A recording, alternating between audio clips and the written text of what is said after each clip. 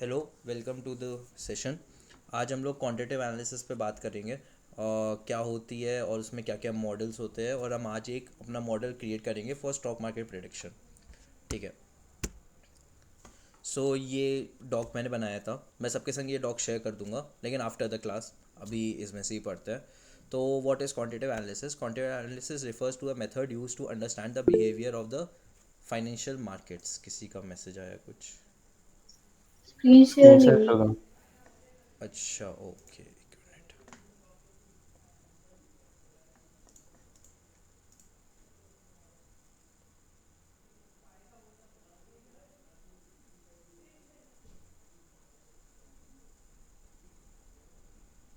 Sorry. हाँ। ये dock मैंने बनाया था क्वांटिटेटिव एनालिसिस के ऊपर। ये मैं सबके संग शेयर कर दूंगा बट आफ्टर द क्लास। ठीक है। तो क्वांटिटेटिव एनालिसिस होता क्या है? Quantitative analysis refers to a method use to understand the behaviour of the financial method markets and make more informed investment और ट्रेडिंग डिसीजंस। बेसिकली हम लोग को और बेटर तरीके से ट्रेडिंग डिसीजन दे पाए, इन्वेस्टमेंट डिसीजन ले पाए, एक वो तरीके का मॉडल होता है। सच बताऊँ तो जहाँ पर हम लोग मैथमेटिकल कैलकुलेशंस कर पाए। ठीक है। Simply it involve the use of mathematics, वही मैंने बोला, and statistical techniques to analyse the financial data. ये दो चीज़ें इन्वॉल्व करता है, पहला तो मैथमेटिक्स एंड स्टैटिस्टिक्स। दो चीज़ों को इन्वॉल्व करके जब भी आप कोई मॉडल क्रिएट करते हो जिसकी वजह से आप प्रिडिक्शन कर पाओ, तो इसको हम लोग क्वांटिटेटिव एनालिसिस कह देते हैं। अब इसका मतलब क्या है? हम लोग ने अभी फंडामेंटल एनालिसिस पढ़ा, तो उसमें हमने जो नंबर्स एंड ऑल यूज़ किया था, वो हमने एक फॉर्मूले पे लगाया और प्रिडिक्ट कर लिया। वो मैथमेटिकल फॉर्मूला नहीं था, बट एक सिंपल सीधा साधा फॉर्मूला था जिसके थ्रू हमने प्रिडिक्शंस कर लिया। सेम हमने टेक्निकल एनालिसिस किया, हमने लॉजिक के थ्रू डिफरेंट डिफरेंट एनालिसिस किए वहाँ पर, कि ये होएगा तो ये हो सकता है, ये होएगा ये हो सकता है। वो साला क्वालिटेटिव एनालिसिस था। क्वांटिटेटिव और क्वालिटेटिव दो चीज़ें अलग अलग होती है। क्वालिटेटिव एनालिसिस क्या होता है? जो आप खुद का ह्यूमन ब्रेन यूज़ करके डिफरेंट डिफरेंट एनालिसिस करते हो। क्वांटिटेटिव एनालिसिस क्या होती है? जब आप अपने मशीन को ब्रेन दे देते हो कि भाई अब तुम मेरे बदले में एनालिसिस करो यूजिंग द पास्ट प्रेडिक्शंस, कि पहले मार्केट में कैसे मूवमेंट्स आए थे, उसके बेसिस में तुम उसको रीड करो, समझो, और आगे प्रेडिक्शंस कैसे हो सकते हैं, आगे कैसे मार्केट मूव कर सकते हैं, वो प्रेडिक्शंस करो। सिंपल। और ये वो प्रेडिक्शंस कैसे करेगा? मैथमेटिकल फार्मूलाज के थ्रू।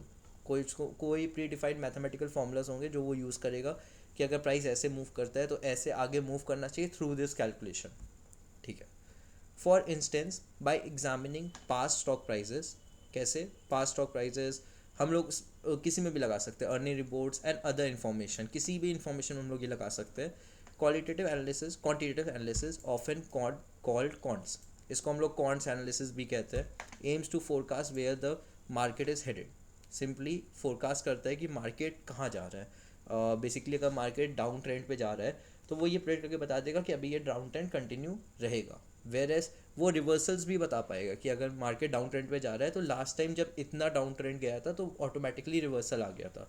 सेम इस बार भी अगर क्वांटिटेटिव एनालिसिस हम लगाए हुए हैं तो वो ये बता देगा कि इतना अप ट्रेंड गया था लास्ट टाइम, इतने अप ट्रेंड के बाद डाउनफॉल आया था, तो वो ये भी करके बता सकता है। लेकिन वो बेटर हाई सुपर कंप्यूटर्स होते हैं जिसमें ये एनालिसिस हो पाती है। हम लोग बहुत सिंपल एनालिसिस यूज़ करेंगे। ठीक है।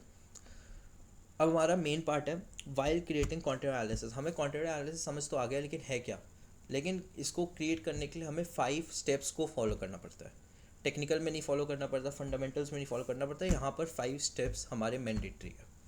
ठीक है। While creating a model in quantitative analysis we need to follow some steps. Step है, स्टेप्स होना चाहिए। ठीक है। इसमें से 5 नहीं, सॉरी 4 स्टेप्स। पहला है इंस्टॉल एंड इम्पोर्ट लाइब्रेरीज। भाई, जब हम लोग मशीन से कुछ कराना चाहते हैं तो हमें बहुत सारी चीज़ें क्रिएट करनी पड़ती है, तो हमें पता होना चाहिए कि हमें कौन सी लाइब्रेरीज इंस्टॉल करनी है और या इंपोर्ट करनी है। अगर हम लोग गूगल कोलैब में बना रहे हैं सब कुछ तो हम लोग बट ऑब्वियसली इंपोर्ट करेंगे। वेरेज अगर हम लोग सब कुछ हमारा एनाकोंडा जो था प्रॉम्प्ट उसमें स्पाइडर में बना रहे हैं तो हमें पहले इंस्टॉल करना पड़ेगा, फिर प्रॉम्प्ट करना पड़ेगा। ठीक है, फर्स्ट पॉइंट हमें क्लियर है। Second, read and pre process the data. ठीक है, हमें अपना डेटा को एक्सट्रैक्ट करना ही पड़ेगा, बेसिकली जो जो डेटा हमें यूज़फुल है। ठीक है। फिर हम लोग को उस डेटा को एक मॉडल को देना पड़ेगा।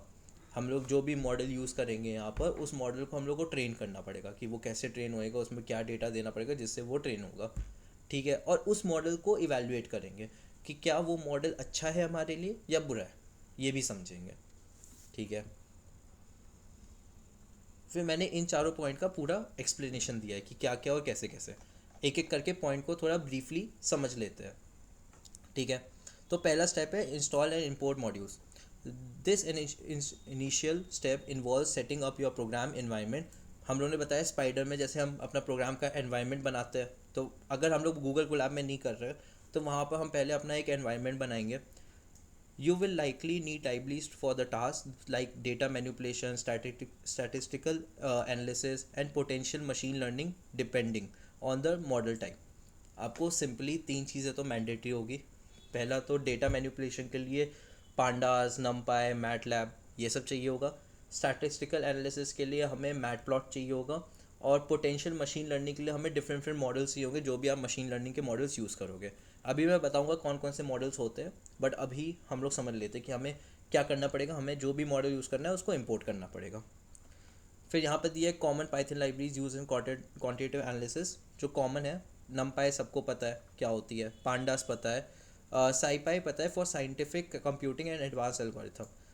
देखो ये लाइब्रेरी ऐसे पूरे पढ़ने की ज़रूरत नहीं है। जब फ्यूचर में जिस मैथमेटिकल कैलकुलेशन में साईफाई का यूज़ होए, यूज़ करना तो सबको आता है, import SciPy as S P और फिर उसके बाद यूज़ कर लो, वो तो सिंपल सेम रहता है।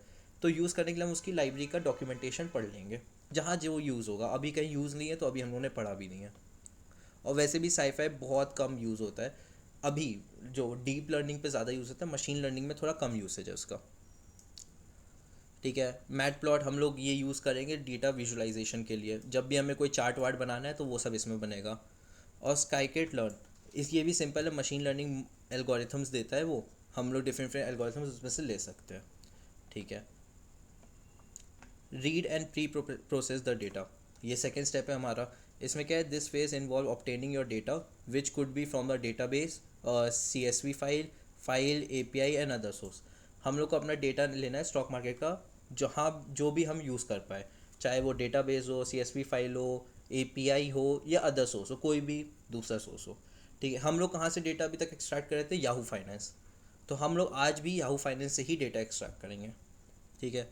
And tools like pandas come in handy for data cleaning and manipulation during the pre processing data. हमने डेटा को एक्सट्रैक्ट तो कर लिया, बट पांडास हमें हेल्प क्या करेगा डेटा क्लीनिंग के लिए। हम लोगों ने देखा था ना वहाँ पर बहुत सारे डेटा में नैन वैल्यू थी, तो नैन वैल्यू को कैसे सॉल्व करते हैं हम लोग सीख चुके। सबसे पहले फाइनेंशियल मार्केट के डेटा जब हम लोगों ने निकाला था, फाइनेंशियल डेटा, तो नैन वैल्यूज़ अगर कोई आ जाए तो उसको हटाना वटाना है, ऑल द प्रोसेस हम लोग इसमें करते हैं। फिर नेक्स्ट प्रोसेस चालू होता है, here where the core of the quantitative analysis happens. ये हमारा स्टार्ट होता है core of the quantitative analysis. You will choose a suitable model type based on your problem and data. हम लोग एक सुटेबल मॉडल टाइप यूज़ करेंगे problem और data के हिसाब से। आज तो हम लोग डिफरेंट डिफरेंट देखते हैं कौन कौन से क्वांटिटेटिव एनालिसिस के मॉडल्स होते हैं, जैसा पल्लव भाई ने भी पूछा था। पहला होता है लीनियर रिग्रेशन।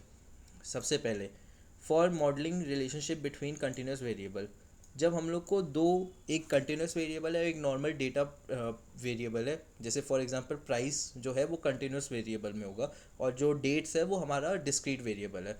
तो जब हमें इन दोनों पे रिलेशनशिप निकालना है तो हम लोग लीनियर रिग्रेशन भी यूज़ करते हैं। स्टॉक मार्केट में डिपेंड करता है हमारी प्रॉब्लम क्या है, ठीक है, तो उसके बेसिस में हमें लीनियर रिग्रेशन एक वे है जिससे हम लोग स्टॉक प्रिडिक्शन कर सकते हैं। एक मॉडल ये होता है लीनियर रिग्रेशन। जब भी हमें रिलेशनशिप निकालना हो कि इस डेट को पिछली बार प्राइस कहाँ मूवमेंट दिया था, इसका एग्जांपल मैं देता हूँ कि जैसे फॉर एग्जांपल आज क्या है, डेट क्या है, 16 मार्च है ना शायद, हाँ 16 मार्च। तो फॉर एग्जांपल आज 16 मार्च 2024 है। अब मुझे जानना है कि रिलायंस का शेयर 16 मार्च 2023, 16 मार्च 2022 और 16 मार्च 2021 को अगर प्राइस प्रिडिक्शन मान के चले तो इस साल 16 मार्च को क्या प्राइस होगा। तो वो बेसिकली बता रहा है कि पिछले बार के 5-10 सालों में इस डेट को प्राइस हमेशा ये रहा है, तो आने वाले सालों में भी कुछ इसी रेंज में रहेगा। तो वो कंटिन्यूस वेरिएबल में डेटा आउटपुट देता है, तो इसलिए हम लोग लीनियर रिग्रेशन यूज़ करते हैं, ठीक है। फिर आया logistic regression for classification problems involving binary outcomes. जब भी हमारी कोई भी प्रॉब्लम या तो ट्रू या फॉल्स में आनी होती है, 0 या 1 नंबर में आनी होती है, मतलब फॉर एग्जांपल एक इवेंट हुआ है इस साल, कोई म्यूज़िक इवेंट हुआ है सनबर्न, तो सनबर्न सबको पता है कि हर शहर में होता रहता है। फॉर एग्जांपल वो कानपुर में हुआ, कानपुर में आज तक सिर्फ एक बार हुआ है, ठीक है। और बाई चांस अब हमें आउटपुट निकालना है उस सनबर्न का, कि सबको पता है ना सनबर्न म्यूज़िक फेस्ट है, या मैं ऐसे ही बोलता जा रहा हूँ।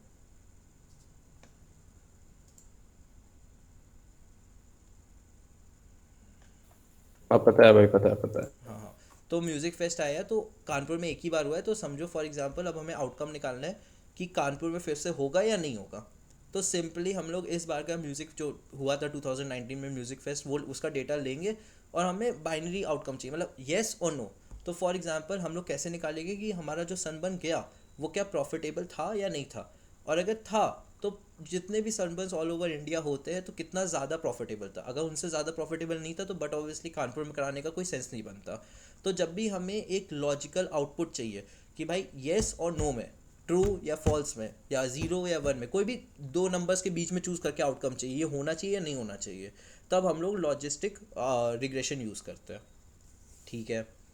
तो ये बेसिकली स्टॉक मार्केट में हम लोग फाइनेंशियल सी साइड यूज़ कर सकते हैं। कैसे यूज़ कर सकते हैं कि फॉर एग्जांपल हम लोग को प्रेडिक्ट करना है कि पिछले जितने भी 4 क्वार्टर रिपोर्ट्स आई है किसी भी फाइनेंशियल स्टेटमेंट की, तो क्या हर बार हमारा प्रॉफिट ग्रोथ हुआ है या नहीं हुआ है।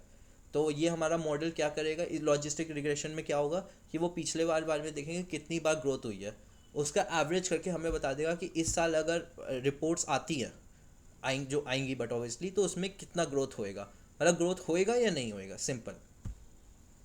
तो हमें जब भी बाइनरी आउटकम्स चाहिए होते हैं तो हम ये यूज़ करते हैं, ट्रू या फॉल्स, ठीक है। फिर हमारा आता है time series model for forecasting future values based on the historical data pattern. ये हमारा सबसे बेस्ट मॉड्यूल है, टाइम सीरीज मॉड्यूल। ये हर कोई यूज़ कर रहा होता है और हम लोग भी आज इसी का मॉडल बनाएंगे पूरा, ठीक है। आज हम लोग जो बनाने वाले हैं वो यही है, टाइम सीरीज मॉडल। ये क्या है, for forecasting future values based on the historical data patterns. Historical में डेटा कैसे मूव किया उसके बेसिस में वो फ्यूचर वैल्यूज़ प्रेडिक्ट करता है सिंपली। तो इसको टाइम सीरीज मॉडल्स कहते हैं, क्योंकि इसमें सिंपली डिफरेंट डेट्स में क्या प्राइस रहा, मॉडल का क्या प्राइस रहा और आने वाले टाइम पे क्या प्राइस रहेगा उस स्टॉक का, ये बताता है, ठीक है। फिर एक और होता है मशीन लर्निंग मॉडल्स। वो एक वाइडर टर्म हो गया जिसमें रैंडम फॉरेस्ट एक्स नहीं सॉरी एक्स जी बूस्ट होता है और फॉर मोर कॉम्प्लेक्स रिलेशनशिप। ये मोस्टली डीप लर्निंग मॉडल्स है, मशीन लर्निंग नहीं, डीप लर्निंग मॉडल्स है। ये दोनों डीप लर्निंग मॉडल्स है। इसमें हम लोग जैसे अभी तक टाइम सीरीज या लीनियर रिग्रेशन में हम लोग दो चीज़ें दे रहे हैं, प्राइस और डेट, कि इस प्राइस को इस डेट में ये रहा। जब हम लोग को और चीज़ें देनी होती है, जैसे डिफरेंट डिफरेंट इवेंट्स भी दे दे कि इस स्टॉक का प्राइस जिस दिन बहुत ज़्यादा मूव किया था उस दिन शायद इसकी रिपोर्ट्स आई है, या रिपोर्ट्स की डेट दे दे, रिपोर्ट्स में ग्रोथ की डेट दे दे। जब हमें और बेटर अपना फ्यूचर प्रेडिक्शन बनाना है तो हम लोग डिफरेंट डिफरेंट चीज़ें डेटा को प्रोवाइड करते रहते हैं, सिर्फ दो चीज़ें नहीं देंगे। तब प्राइस, अभी तो हम लोग जो क्रिएट करने वाले उसमें हम लोग दो चीज़ें देंगे, प्राइस एंड डेट। बट जब हम लोग चीज़ें मिक्स कर दें, फंडामेंटल का भी डेटा दे दे, टेक्निकल का भी डेटा दे दे, और तब अपने मॉडल को बोले कि इस दिन ये भी हमारे पास एक न्यूज़ आई थी, इतने बजे पे आई थी, इतना कंफर्म डेटा बोलते, तो फिर हमारे डीप लर्निंग मॉडल्स वो हो जाते हैं। और ये जो इन टोटल सारे, ये सारे हमारे मशीन लर्निंग मॉडल्स हैं, चाहे लीनियर रिग्रेशन हो, लॉजिस्टिक रिग्रेशन हो, टाइम सीरीज मॉडल हो, क्योंकि इन सब में हम लोग मॉडल को ट्रेन करते हैं और फिर उससे आउटपुट लेते हैं। तो सबको समझ में आया कि कितने टाइप के मॉडल्स होते हैं क्वांटिटेटिव एनालिसिस में।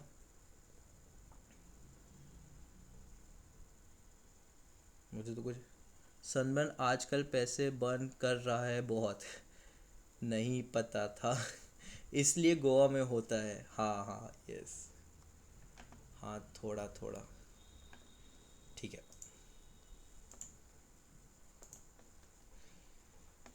फिर हमारा फोर्थ आया स्टेप, हम लोगों ने निकाल लिया कि हमारा लाइब्रेरीज कौन कौन सी यूज़ होंगी, डेटा को निकाल लिया, उसको प्रोसेस कर लिया कि कुछ भी उसमें रॉन्ग एरर वेरर वो सब हटा दें, हम लोग डेटा क्लीनिंग कर ले। हम लोगों ने ट्रेनिंग द मॉडल में अपने मॉडल को भी ट्रेन कर लिया। पहले तो हमने डिसाइड किया कौन सा मॉडल यूज़ करना है, उस मॉडल को लिया, उसमें ट्रेन कर लिया। ट्रेन करने के बाद अब हम लोग इवेलुएट द मॉडल करेंगे। After training it's essential to evaluate the model's performance on unseen data. भाई ट्रेन तो कर लिया, ट्रेन करने से तो कुछ होगा नहीं, हमें आउटकम्स चाहिए कि एक्चुअली में उस मॉडल से हमें पता चलेगा कि जो हम ट्रेन करें उसको वो अच्छा काम कर रहा है या नहीं कर रहा। तो एवेल्यूएशन का काम यहीं स्टार्ट हो जाता है कि अब हम लोग बेसिक स्टैटिस्टिकल फॉर्मूलेज यूज़ करेंगे जानने के लिए कि क्या मॉडल अच्छा है भी या नहीं है। Based on the evaluation result you might need to go back and refine your model। आप जैसे ही evaluate करोगे तो उसके बेसिस पर आपको पता चलेगा कि आपको मॉडल को रिफाइन करना है बाय ट्राइंग डिफरेंट पैरामीटर्स। अगर वो ख़राब निकला, वैसे अच्छा निकला तब तो इट्स अ गुड थिंग, वैसे फर्स्ट टाइम में कोई भी मॉडल अच्छा नहीं निकलता, ठीक है। फीचर्स और even different model types for all together. या तो आप उसका मॉडल में पैरामीटर्स चेंज करोगे, फीचर्स चेंज करोगे, even the model type change कर सकते हो, तीनों में से आप कुछ भी कर सकते हो। कुछ लोग तो टाइम फ्रेम चेंज कर देते तो मॉडल बेटर हो जाता है। टाइम फ्रेम मतलब कि हमने टाइम फ्रेम सीखे इतने सारे, 15 minutes, 5 minutes, 30 minutes, 1 hour, 4 hour, 1 day, 1 week and 1 year. तो कभी कभार कोई मॉडल जैसे आज के डेट, आज जो हम लोग मॉडल बनाने वाले that is on 1 day. But वैसे अगर मॉडल अच्छा नहीं परफॉर्म कर रहा तो लोग क्या करते हैं, इसको 2 डेज़ कर देते हैं, 1 वीक कर देते हैं, 5 डेज़ कर देते हैं, या फॉर एग्जांपल 1 डे से कम ले जाते हैं, 30 मिनट्स, 15 मिनट्स या 5 मिनट्स, तो मॉडल अच्छा परफॉर्म करने लग जाता है, ठीक है। By following these steps, you can build a robust quantitative analysis model that can efficiently analyze your data and provide valuable insights। तो हम लोग को ये 4 स्टेप यूज़ करने पड़ेंगे कोई भी मॉडल क्रिएट करने के लिए। आज की डेट में आपको क्वांटिटेटिव एनालिसिस में कोई भी मॉडल बनाना है तो ये 4 स्टेप मैंडेटरी है। पहले जानो कि कौन कौन सी लाइब्रेरीज इंपोर्ट करनी है, कहाँ से डेटा लेना है। आज की डेट में डेटा लेना it's very easy, Yahoo finance is the best open source, ठीक है। फिर उसके बाद उसमें कौन सा मॉडल लगाना है, लीनियर रिग्रेशन, वो आपके आउटपुट के हिसाब से है कि आपको आंसर अगर येस नो में चाहिए कि ये होगा या नहीं होगा, लॉजिस्टिक रिग्रेशन लगेगा। अगर आपको आज के डेट का प्रिडिक्शन चाहिए कि पिछले 4 साल का पास प्राइस देख के मुझे बताओ आज मार्केट कितने पे क्लोज, ओपन या कुछ भी होएगा, तो आपको लीनियर रिग्रेशन चाहिए। आपको अपने मॉडल को बताना है कि फ्यूचर प्रिडिक्शंस बताओ कि आने वाले 10 साल तक प्राइस कैसे मूव करेगा, 1 साल तक प्राइस कैसे मूव करेगा। आपको अपना एक और था टाइम सीरीज मॉडल चाहिए, ये रहा। और फिर जब आपको एक मॉडल को इतना ज़्यादा ट्रेन करना है कि उसमें बहुत सारे डेटा इनपुट्स डाल सके और वो मॉडल हमें प्रिडिक्शन बता सके कि प्राइस प्रिडिक्शन कहाँ होने वाला है। जैसे फॉर एग्जांपल हमने अपने मॉडल को दे दिया 10 साल का डेटा दे दिया, उसको 10 साल के फाइनेंशियल रिपोर्ट्स दे दिए, 10 साल के इवेंट्स दे दिए, 10 साल के न्यूज़ डेटा दे दिए, 10 साल के इकोनॉमिक्स ट्रेंड्स दे दिए, तो सोचिए मॉडल कितना बेटर ट्रेन हो जाएगा। तो इसमें डीप लर्निंग मेथड्स बहुत सारे यूज़ हो जाते हैं, ठीक है। So today we will create our own model, ठीक है। तो स्टेप 1 क्या है, सबसे पहले we will be downloading this essential libraries. जो मैं मॉडल क्रिएट कर रहा हूँ उसमें एसेंशियल लाइब्रेरीज डाउनलोड करना पड़ेगा। पहले मेरा लॉजिक क्या है क्रिएट करने के लिए मैं वो बता दे रहा हूँ। मैं एक सिंपल मॉडल बनाऊंगा जिसमें हम लोग डेट और प्राइजेस दो चीज़ों का इनपुट देंगे, उससे हम लोग पास्ट प्राइजेस प्रेडिक्ट करेंगे और आने वाले फ्यूचर प्राइजेस भी प्रेडिक्ट करेंगे कि फ्यूचर में प्राइस कहाँ मूव कर सकता है, ठीक है।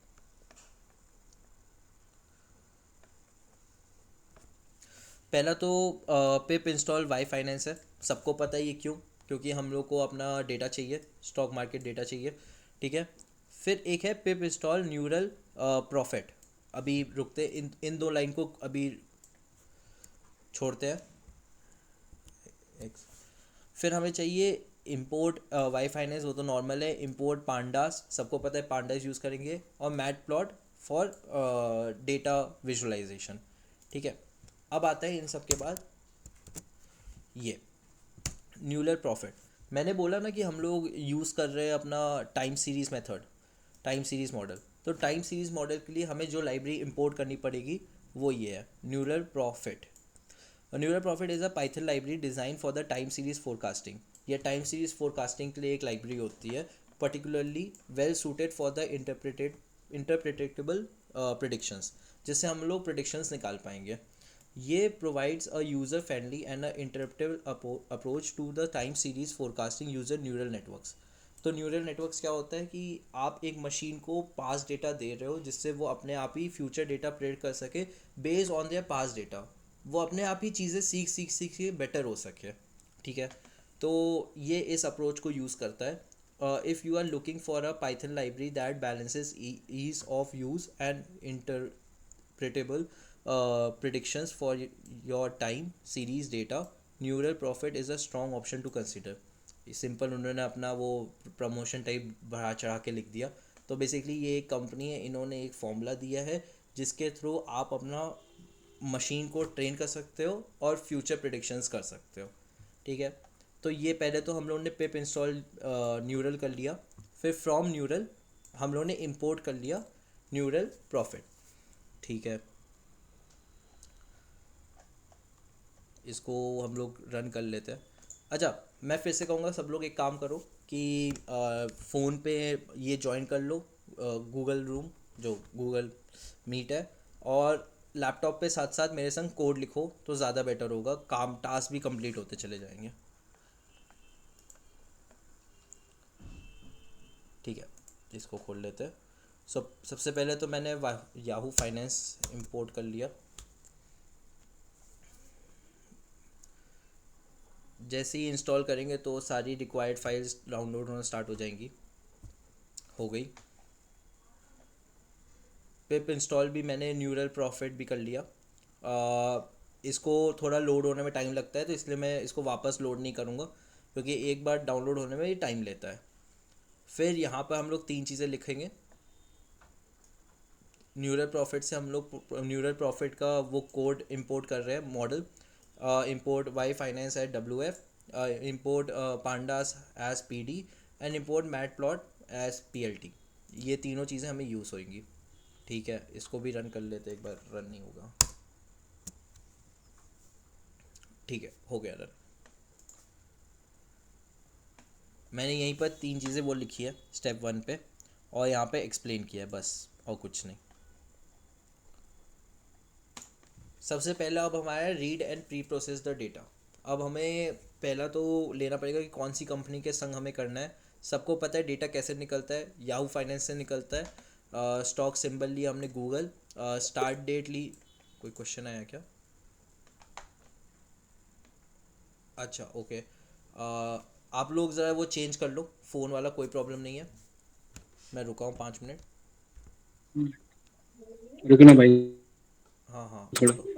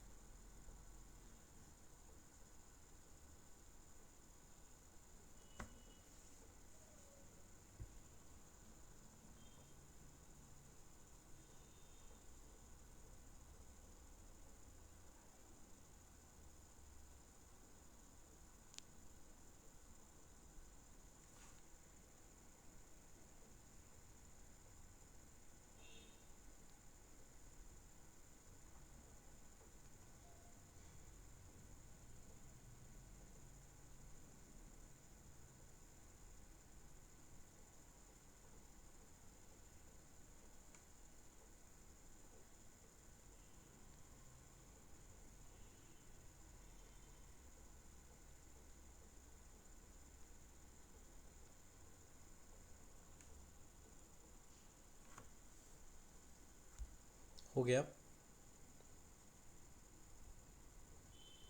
हाँ भाई. अभी श्रुति भी गई हुई है कहीं पर।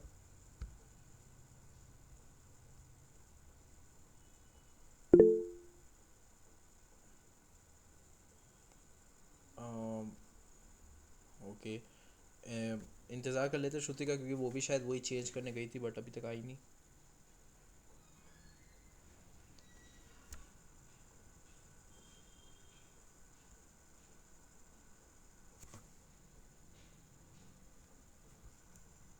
हाँ आ गई, ठीक है।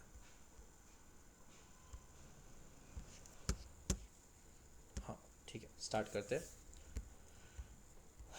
सो ये तो सबको सिंपल पता है कि हम लोग को जो स्टॉक निकालना है वो आज की डेट में कितना इजी है, सबको पता है याहू फाइनेंस से निकालेंगे। तो पहले तो हमने स्टॉक चूज़ कर लिया गूगल, जिसमें हम लोग निकाल रहे हैं। स्टार्ट डेट और एंड डेट डालना पड़ता है। वो हमने डाल दिया कि हम लोग 2015 से लेकर 2024 फर्स्ट जैन तक का प्रेडिक्शन, मतलब पास डेटा निकाल रहे हैं, ठीक है। तो हमने स्टॉक डेटा के अंदर याहू फाइनेंस डाउनलोड के अंदर स्टॉक सिंबल सबसे पहले डालना पड़ता है, स्टार्ट डेट डालना पड़ता है और एंड डेट डालना पड़ता है। तो हमारा ऑटोमेटिकली पूरा डेटा निकल आता है, नॉट अ बिग प्रॉब्लम। हम लोग एक बार इतने पार्ट को, और यहाँ पर प्रिंट हमने स्टॉक डेटा डॉट हेड कर लिया, इतने पार्ट को लिख लेते हैं यहाँ पर।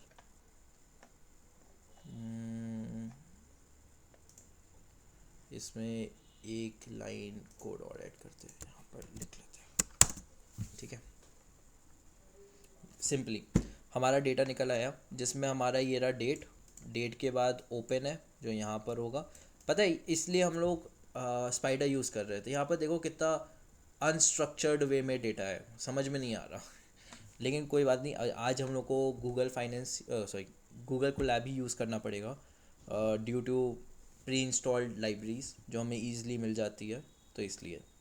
तो ये हमारा ओपन है, हाई है, लो है, क्लोज है, एडजस्टेड क्लोज है एंड वॉल्यूम है। हमारा ये डेटा पूरा निकल आया, ठीक है।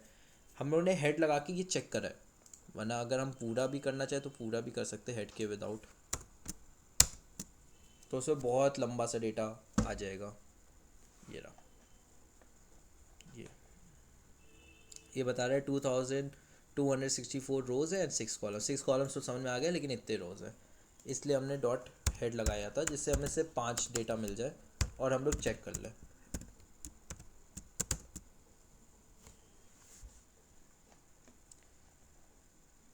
ठीक है। अब पांडास का एक बहुत अच्छा फीचर होता है जिससे हम लोग क्या कर सकते हैं, कन्वर्ट कर सकते हैं stored data into CSV file. हम इसको CSV फाइल बना क्यों रहे हैं, कोई बता सकता है? हम लोग अपने डेटा को CSV फाइल क्यों बना रहे हैं?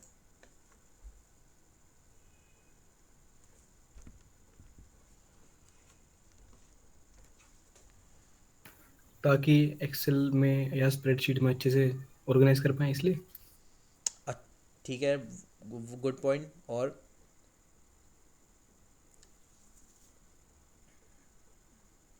कोई देना चाहेगा जवाब?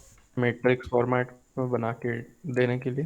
हाँ, तो बेसिकली मशीन लर्निंग और डीप लर्निंग, आर्टिफिशियल इंटेलिजेंस में कुछ ड्रॉबैक्स है, ठीक है। वो ड्रॉबैक्स क्या है मैं बता दे रहा हूँ। वो लोग नॉर्मल डेटा को रीड नहीं कर पाते, या तो वो CSV फाइल में होना चाहिए, या फिर उसको एरे में कन्वर्ट करो, या फिर उसको प्रॉपर फॉर्मेट में कन्वर्ट करो। हमने अभी यहाँ पर क्या किया है, ये डेटा एक्सट्रैक्ट कर लिया है। अब ये बस डेटा लिखा हुआ है, किसी फॉर्मेट में नहीं है। द प्रॉब्लम इज़ दैट वो रीड ही नहीं कर पाएगा हमारा मशीन लर्निंग मॉडल। तो मशीन लर्निंग मॉडल को रीड कराने के लिए हमें या तो CSV में कन्वर्ट कर दे या एरे में कन्वर्ट कर दे, इन दोनों में से किसी एक चीज़ में कन्वर्जन उसका मैंडेटरी हो जाएगा कि भाई कन्वर्ट करो, वरना वो रीड करेगा ही नहीं। वो शायद इस वॉल्यूम को हाई समझ ले, या अभी इस वाली चीज़ को एडजस्टेड क्लोज को ओपन समझ ले, वो ठीक से रीड नहीं कर पाएगा।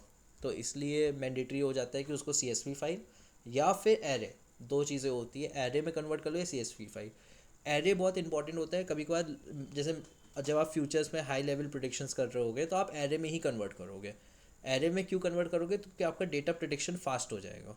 वेरस अभी CSV फाइल रीड करते कोई चिंता नहीं है, हम लोग वो बाद में देखेंगे। अभी हम लोग CSV फाइल में कन्वर्ट करते हैं। सबको समझ में आया कि क्यों करना पड़ रहा है CSV फाइल में कन्वर्ट? क्योंकि मशीन लर्निंग को एक पर्टिकुलर फाइल पे बिल्ड किया गया है कि आप इस फाइल को रीड कर सकते हो या इस फाइल को रीड कर सकते हो। वो हर फाइल को बैठ के रीड भी नहीं कर सकता, प्रॉब्लम ये है उसके साथ। और जब आप डेटा एक्सट्रैक्ट कर रहे हो तो आपको किसी भी फाइल में डेटा मिल सकता है। ये तो याहू फाइनेंस ने दिया है डेटा, तो बाई चांस उन्होंने CSV में दिया है, बट हम रिस्क नहीं लेना चाहते हैं। वैसे अगर कहीं और से किया तो उन्होंने CSV में नहीं दिया, उन्होंने जेसन में दे दिया या JPG में दे दिया, किसी भी टाइप में डेटा हो सकता है, डजेंट मैटर, PDF में उठा के दे दिया। तो हम लोग यहाँ पर क्या करेंगे, फिर प्रॉब्लम हो जाएगी हमारे लिए। तो इसलिए हम लोग उसको CSV फाइल में कन्वर्ट कर देते हैं। तो हमारा बस यही है, इसको स्टॉक को CSV फाइल में कन्वर्ट कर देंगे, ये वाला।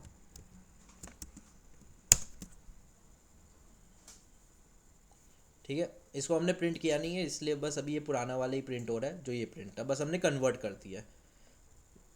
यहाँ पर मैंने वही चीज़ वापस लिखी है, कुछ और ख़ास नहीं है।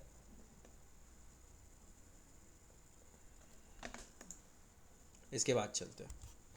तो अब हमने एक स्टॉक्स का कॉलम बनाया, उसमें अब CSV फाइल रीड करनी है हमें, तो हमें रीड CSV यूज़ करना पड़ेगा। पांडास का डेटा फ्रेम है, तो हमने रीड CSV यूज़ किया, स्टॉक डेटा डॉट CSV। अब इसमें जो एक डेट्स का कॉलम है, वो हम उसको, जो डेट्स का कॉलम है वो एक प्रॉब्लम वाली चीज़ है कि वो किस फॉर्मेट में दिया है वो देख लेते हैं। इसमें एक नया कोड लिखते हैं, ठीक है। और इसमें हम लोग पहले तो स्टॉक्स को देके PD dot read CSV, sorry गलती से वो हो गया, CSV जो हमारा ऊपर नाम था, स्टॉक डेटा डॉट CSV, ये हमने सिंपली रीड कर लिया। अब इसमें से हम लोग टाइप निकालते हैं, type stocks data, sorry date, date में D कैपिटल है, डेट में D कैपिटल है, ठीक है। इसका टाइप देख लेते हैं।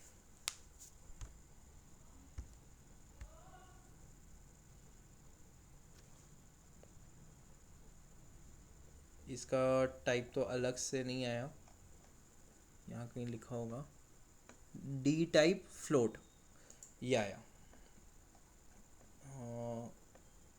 यही है ना, the key index value have been index, yes.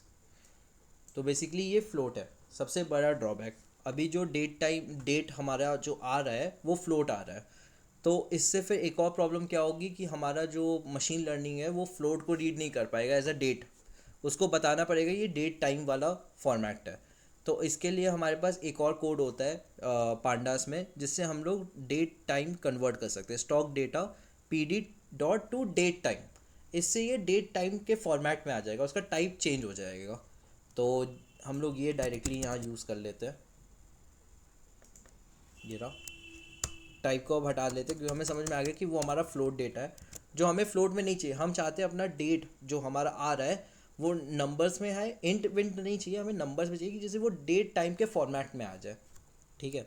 तो टू डेट टाइम उसको कन्वर्ट कर देंगे तो ऑटोमेटिकली वो कन्वर्ट हो जाएगा, ठीक है। अभी कुछ उसमें डाला नहीं था प्रिंट करने के लिए, तो प्रिंट हुआ नहीं। तो हम समझ गए कि हमारा, हमने रीड कर लिया। सबसे पहले हमने अपने स्टॉक का जो डेट है उसको टू डेट टाइम कर दिया, convert the date to date time format. इससे क्या होगा, मशीन लर्निंग को रीड करना आसान हो जाएगा कि अच्छा ये डेट टाइम है। एक चार्ट में नीचे टाइमलाइन होती है तो ये वहाँ पर जाना है ऑटोमेटिकली, उसको कोई टेंशन नहीं होगा, ठीक है। फिर यहाँ पर हमने एक स्टॉक्स करके डेटा करा, उसमें हमने दो चीज़ें डाल दी, डेट एंड क्लोज, बाकी सब हटा दिया। अभी बहुत सारी चीज़ें पड़ी थी, बाकी हमने सब हटा दिया, इसमें बस दो चीज़ें हमने छोड़ दी, क्योंकि अभी हम लोग डेट और क्लोज प्राइस को लेके ही पास्ट और फ्यूचर प्रेडिक्शन करने वाले हैं, इसलिए। तो सिंपली हम लोग आगे ये डाल देते हैं। कोई कुछ पूछना ये चाहता है? CSV फाइल जो बनाई थी वो सेव कहाँ की थी? वो ऑटोमेटिक सेव हो गई ना, यहीं पर आ गई। यहाँ बगल में देखोगे तो ये आ रही है, ये गूगल कोलैब देखोगे तो गूगल यहाँ पर हमने पहले तो क्रिएट करी है स्टॉक डेटा जो निकाला था ना, उसको 2 CSV में डाला है, एक CSV फाइल क्रिएट करी है, ठीक है, और उसको एक नाम दे दिया, ठीक है। अब ये नाम के थ्रू यहाँ पर ये आ गई, इसके ऊपर डबल क्लिक करोगे तो जैसे ही ये पूरा डेटा हमारा आ गया, डेट, ओपन, हाई, और फिर इसको आगे फॉरवर्ड करेंगे तो सब कुछ आ जाएगा। ये रहा आगे फॉरवर्ड ये मेरे आ नहीं रहा है मतलब। का। आप गूगल कोलैब यूज़ कर रहे हो ना?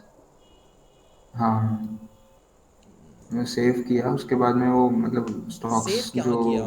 मेरे, रन करना है ना। हाँ मतलब वो 2 CSV करके जो मतलब रन किया, हाँ। उसके बाद में फिर जो नेक्स्ट कमांड में मतलब कोड में वो स्टॉक्स वाली जो वेरिएबल बनाया, तो वहाँ पे वो बता रहा है कि stock data doesn't exist CSV file. Share कर लो स्क्रीन,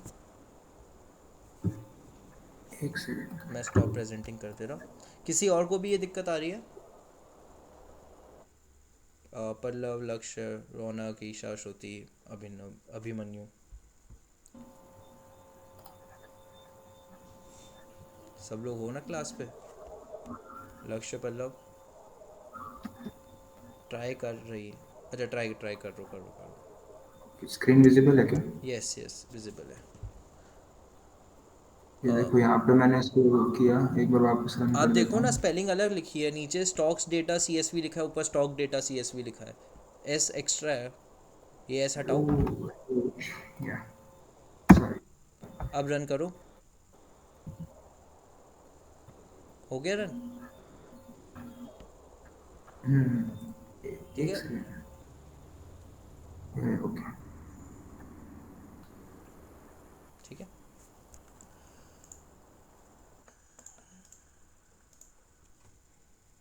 अभी तो राइटिंग कोड, हाँ भाई हो गया बिल्कुल।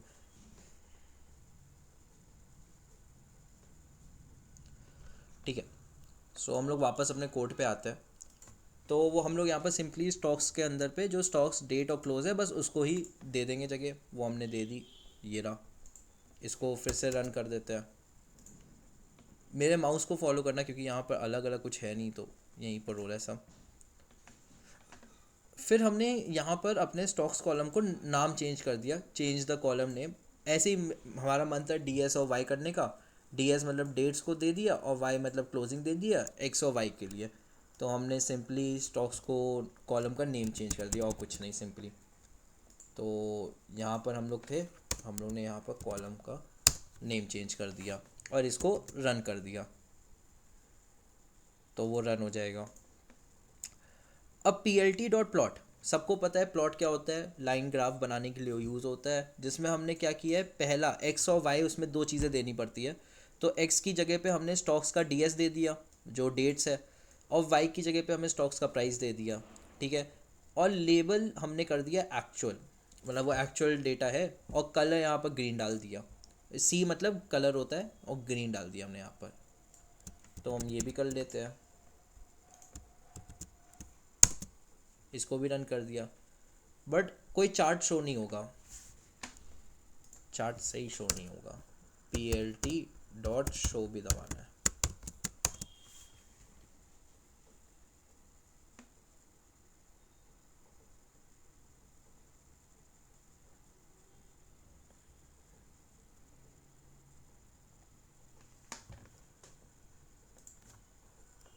सॉरी। सो जैसे ही हम लोग ये दबाएंगे तो हमारा चार्ट शो हो जाएगा। सिंपली एक जो चार्ट 2015 का डेटा था, यहाँ से स्टार्ट हुआ प्राइस और पूरा 2024 तक का आ गया हमारा। अब पॉइंट इज़ दैट कि हमें डेटा मिल गया, हमने उसको प्रोसेस कर लिया, देख लिया, चार्ट में डाल लिया। नेक्स्ट क्या? अब हमें क्या करना है? अब हमें मॉडल को भी तो ट्रेन करना है अपने। हमारा नेक्स्ट आ जाता है ट्रेन द मॉडल। तो इसके लिए सिंपल सा कोड लिखना है, ज़्यादा कुछ माथापच्ची नहीं करना, ठीक है। अब ये जो नीचे लिखा हुआ है ये यही लिखा हुआ है, ये जो पूरा कोड मैंने आपको एक्सप्लेन किया, एक एक लिख के समझा दिया। तो या तो आप इसको भी रन कर दो, सेम चीज़ आएगी, ठीक है। अब हम लोग अपना नेक्स्ट थर्ड स्टेप पे चलते हैं, train the model. Train the model के लिए हमें सिंपल एक मॉडल वेरिएबल बनाया और हमारा न्यूरल प्रॉफिट वाला जो थिंग था उसको यहाँ पर डाल दिया ब्रैकेट के संग, ठीक है। अब हमें इसको ट्रेन करने के लिए क्या करना पड़ेगा, मॉडल डॉट फिट। फिट एक फंक्शन है उस फंक्शन के अंदर हमें स्टॉक्स का डेटा देना पड़ेगा। यहाँ पर हमने स्टॉक्स बना लिया ना, स्टॉक्स में हमने दो चीज़ें डाल दी, पहला डेट और क्लोज, और डेट को हमने डेट टाइम के फॉर्मेट में डाल दिया। तो जैसे ही मॉडल को हम लोग स्टॉक्स का डेटा देंगे, ये जो स्टॉक्स यहाँ पर बनाया है, तो ऑटोमेटिकली उसे समझ में आएगा ये जो डेट वाला जो कॉलम है जिसमें डेट टाइम पूरा फॉर्मेट लिखा हुआ है वो हमारा डेट टाइम है, और क्लोज हमें प्रिडिक्ट करना होगा आगे के डेट टाइम को लेके। सिंपल, कुछ नहीं। तो ज़रा देखते हैं ये क्या करता है। हम लोग इसको कॉपी करते हैं और यहाँ पर पेस्ट करते हैं, एक कोड वाली जगह करते हैं पेस्ट। यहाँ पर मैं फिर से बता दे रहा, हमने कुछ खास काम नहीं किया। हमने एक लाइब्रेरी उठाई, वहाँ से न्यूरल नेटवर्क्स का उनका अपना कोड लिखा हुआ है, हमने कुछ खास बात नहीं किया। ऐसा नहीं कर रहे हम लोग, फुल फॉर्मूला समझ रहे हैं। हम लोग समझ रहे हैं मॉडल को ट्रेन कैसे करें जिससे वो प्रिडिक्शंस कर पाए। तो हमने न्यूरल प्रॉफिट की लाइब्रेरी जो थी वो यहाँ से हम लोग ने सबसे पहले इंपोर्ट करी थी, ये रही। From neural prophet we need import neural prophet. हम लोग सिंपली इसको ऐसे कर सकते हैं, और आगे अगर मन हो एज NP भी लिख सकते हैं। NP नहीं होगा, NEP होगा। अगर एज NEP लिख देंगे, इसको रन कर दे रहे तो हम लोग यहाँ पर NEP लिख देंगे, इसको इसके बदले में NEP। ठीक है, कुछ खास नहीं किया है, बट अभी हम लोग Ctrl+Z दबा देते हैं, इसको पूरा कर देते हैं, और यहाँ पर भी इसको हटा देते हैं। Ctrl+Z, वो हटा नहीं, रुकिए, ये हटा देते हैं। ठीक है, यहाँ पर हमने सिंपली क्या किया, मॉडल लिखा, उसका न्यूरल प्रॉफिट, और मॉडल को फिट कर दिया। एक फंक्शन होता है जिसमें हमें स्टॉक्स का डेटा डालना पड़ेगा, डेट और प्राइस, जो दो चीज़ें हमें प्रिंट करनी है, और इसको हम लोग रन कर देंगे। अब ये पास डेटा के हिसाब से अपना डेटा रन होने लग जाएगा, सारी चीज़ें एक एक चीज़ रन होने लग जाएगी। हम लोग इंतज़ार करेंगे, इसको रन होने देंगे, मशीन को अपने आप डेटा समझने देंगे, हमें कुछ नहीं करना। वो क्या कर रहा है, हर डेट को लेके एक प्राइस प्रिडिक्शन कर रहा है कि इस डेट में इस प्राइस को लेके क्या चीज़ें हुई, कैसे हुई, क्यों हुई, और वो अपने हिसाब से रन कर रहा है। हम लोग बस इंतज़ार करेंगे और कुछ नहीं।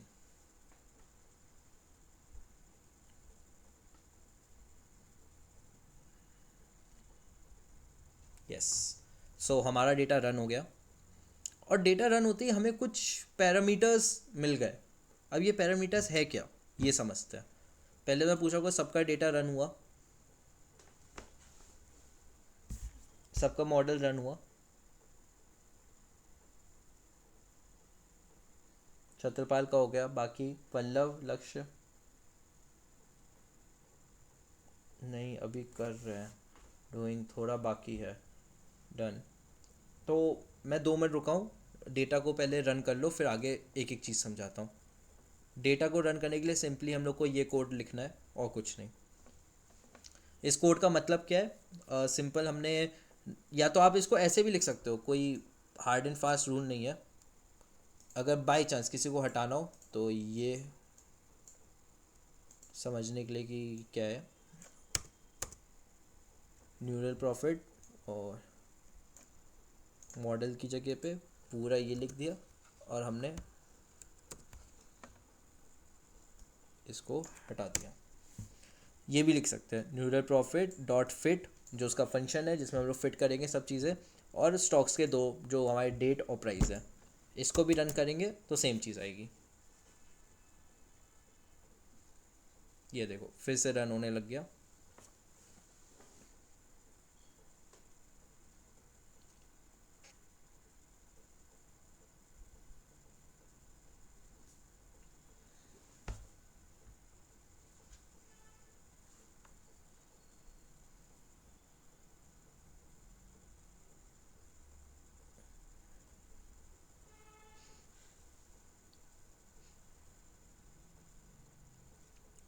फिर से रन होकर पूरा डेटा आ गया। लेकिन अभी हम लोग इसको क्या कर लेंगे, model is equals to, model इसलिए कर रहे हैं क्योंकि हम एक नया वेरिएबल बना ले, जैसे बार बार जगह हमें जहाँ भी यूज़ करना हो हम यूज़ कर पाए उसे। फिट स्टॉक्स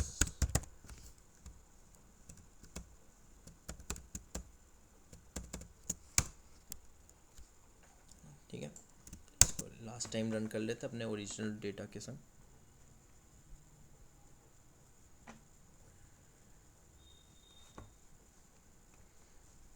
मैंने कोड वापस पुराना वाला कर लिया है, जिससे हमें मॉडल बार बार यूज़, मतलब न्यूरल प्रॉफिट पूरा ना लिखने के बजाय हम मॉडल बार बार यूज़ कर पाए, इसलिए हमने मॉडल को न्यूरल प्रॉफिट का नाम दे दिया।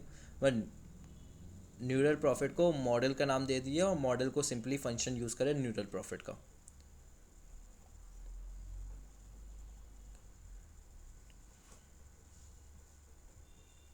ठीक है, हम लोग यहाँ पर आ गए। इस टर्म्स को एक्सप्लेन करने से पहले मैं ये पूछना था, अब सबका हो गया? ईशा, रौनक और अभिमन्यु। यस, रौनक का हो गया।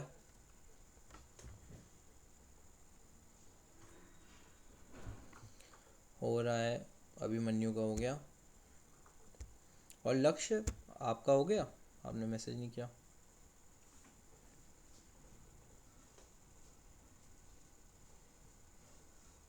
हाँ भाई बैठा तो हूँ, अभी हुआ ना, नहीं हो रहा? मतलब कर तो लिया मैंने। नहीं नहीं, मैं बता रहा हूँ, मेरे इंपोर्ट में कुछ दिक्कत आ रही है, कोड वर्ड तो मैंने सब लिख दिया। आओ स्क्रीन शेयर कर लो ना। एक सेकंड रुको। हाँ,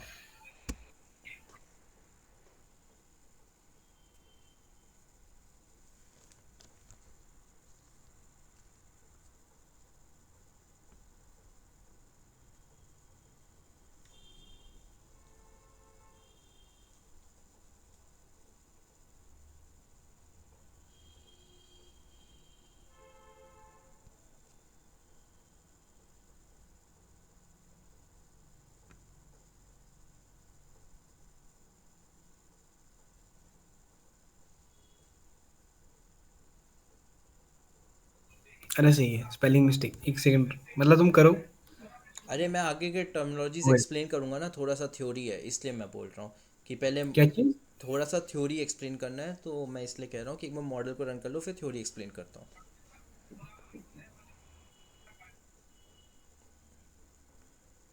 अगर कोई दिक्कत है तो स्क्रीन शेयर कर लो। अरे स्क्रीन शेयर कैसे करूँ भाई, अभी तो उस पे हूँ, मतलब फोन से ही हो गया। अच्छा हाँ, फ़ोन से हो गए, यस। ओके, मॉडल हाँ वाला बोलो। कोड दिखाना, एक सेकेंड। सिंपल सा कोड है। न्यूरल प्रॉफिट को हमने नाम दे दिया मॉडल का, model is equal to neural prophet, और मॉडल को फिट कर दिया हमने, मतलब न्यूरल प्रॉफिट में फिट हमने फंक्शन लगा के स्टॉक्स को इंपोर्ट कर दिया, डेटा को। इसको मैं कॉपी और पेस्ट भी कर दे रहा यहाँ पर।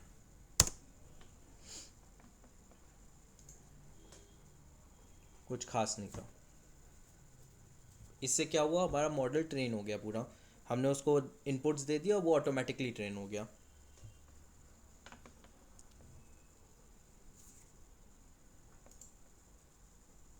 ठीक है, फिर आगे देखते हैं कि अब हमारे पास कुछ पैरामीटर्स आ गए हैं यहाँ पर। ठीक है, एम है, RMSE है, लॉस है, RG। स्क्रीन शेयर कर दो भाई। अरे हाँ,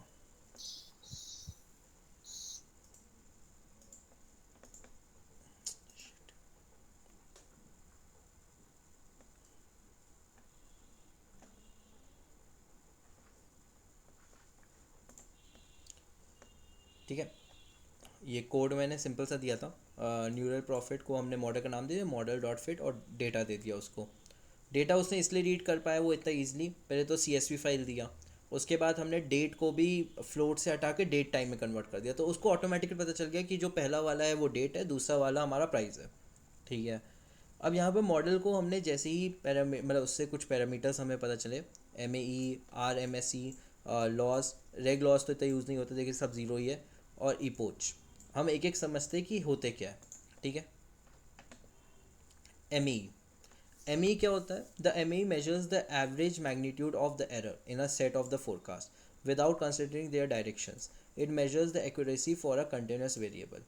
तो ये मेजर करता है जितने भी प्रिडिक्शंस निकल रहे हैं और जो रियल में प्रिडिक्शंस गए उसमें कितना डिफरेंस है।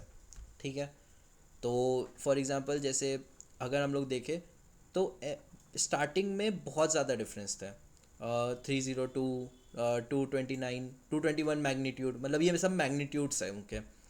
ठीक है, और जैसे जैसे डेटा आगे बढ़ा ये देखो 141 हो गया, फिर 66 हो गया, फिर 31 हो गया, फिर लास्ट तक आते आते सिर्फ 5 पॉइंट्स या 5 कुछ रह गया होगा मैग्नीट्यूड। ये कैसे हुआ? क्योंकि डेटा को, क्यों हमारे मॉडल को डेटा मिलता रहा। जब उस पर फर्स्ट प्रिडिक्शन आई तो उस पर कोई डेटा था नहीं, उसने अपने आप से प्रिडिक्शन करी। फिर जब सेकंड आई तो पहला वाला डेटा अवेलेबल था, ठीक है। फिर थर्ड आते आते उसके बाद 3 डेटा हो गए, फोर्थ आते हुए उसके बाद 4 डेटा हो गए, फिफ्थ आते हुए उसके बाद 5 डेटा हो गए, फिर 85 तो नंबर पे उसके बाद 85 डेटाज अवेलेबल थे नेक्स्ट प्रिडिक्शन करने के लिए।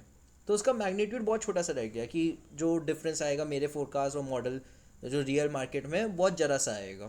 सेम आगे जैसे जैसे चलते जा रहे उसके बाद डेटा मिलता जा रहा है, जिससे उसे प्रिडिक्शन करने में ज़्यादा दिक्कत नहीं हो रही है, बहुत ज़रा सा माइन्यूट डिफरेंस आ रहा है। तो तभी लोग कहते हैं जितना अपने मॉडल को जितना ज़्यादा ट्रेन करेंगे उतना बेटर वो परफॉर्म करेगा। तो यहाँ पर हमने उसको जितना डेटा दिया था उसके बेसिस में उसने प्रिडिक्शन कम करता गया मैग्नीट्यूड। तो ये हमारा MAE बताता है कि अगर बाई चांस आपने कोई मॉडल क्रिएट किया, उसमें कोई डेटा इंपोर्ट किया और उसका MAE बढ़ रहा होगा, इट्स अ नेगेटिव थिंग कि आप डेटा का इंपोर्ट बढ़ा रहे हो बट मैग्नीट्यूड तब भी बढ़ रहा है, तो इसका मतलब कि उसमें कोई को रिलेशन है ही नहीं, कि फिर उसका डेटा प्रिडिक्टेबल ही नहीं है। आपने कुछ या तो गलत स्ट्रैटेजी लगाई है, कुछ लगाया है। वेरएस अगर आपकी स्ट्रैटेजी सही है, आप जो सोच रहे हो वो हो सकता है मार्केट में, तो उसका MAE हमेशा डिक्रीजिंग होगा, मतलब ज़्यादा से स्टार्ट होगा बट वो डिक्रीज होते होते एक समय पे ऐसा होगा कि 1 ही मैग्नीट्यूड रह जाएगा, ठीक है। फिर हमारा नेक्स्ट चीज़ आती है RMSE। अब RMSE क्या है? सेम होता है, ज़्यादा कुछ डिफरेंस नहीं, थोड़ा एडवांस वर्जन है MSE का, MAE का, sorry. The root mean squared error is one of the two main performance indicator for a regression model.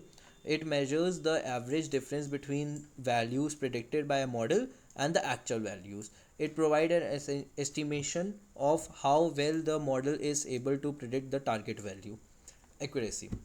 तो इसमें भी सेम है, ये मैग्नीट्यूड के बजाय रियल डिफरेंस बताता है कि कितना डिफरेंस आया, एक जो एक्चुअल वैल्यू निकली और जो एक हमारे प्रिडिक्शन निकला था उसकी रुपीज़ में। फॉर एग्जांपल रिलायंस का उसने बोला 3000 का खुलेगा या 3000 का स्टॉक प्राइस होगा विद इन 5 मिनट्स, और 3000 के बजाय वो 2989 रुपीज़ रह गया।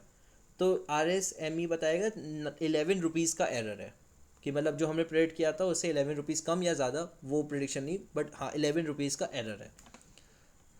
तो इसमें भी देखो पहले एरर बहुत आ रहा था, इतना ज़्यादा 331 252, लेकिन जैसे जैसे डेटा ट्रेन हुआ हमारा एरर भी कम होता गया, उसको ज़्यादा डेटा पॉइंट्स मिल गए। तो अब आते आते उसका सिर्फ 9 पॉइंट्स का डिफरेंस रह गया कि रियल में जो प्राइस निकला होगा वो 9 सेंट्स ऊपर या नीचे कहीं निकला होगा, वेरस जो हमारा एक्चुअल डेटा है वो इतना निकला है। उससे कंपेयर करेंगे तो हमारा जो प्रिडिक्शन डेटा है उसमें 9 पॉइंट्स का डिफरेंस है।